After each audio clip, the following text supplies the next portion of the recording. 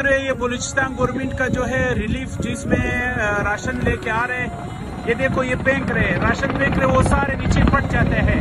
ये देखो ये आवाम के साथ मजाक कर रहे हैं और ये सारे नीचे फेंक के ये फट जाते हैं।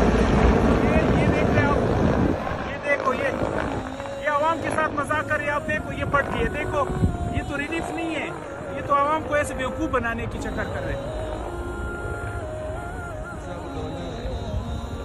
ये देखो आवाम को यहाँ पे बुलाया कि भाई आ जाए, आपके लिए राशन लेके आ रहे हैं। अभी एली का जो है यहाँ पे ग्राउंड भी बना हुआ है, सब कुछ है कि वो जो है ग्राउंड कर सकते हैं, लैंड कर सकते हैं, लेकिन वो जो है ऊपर से जो है राशन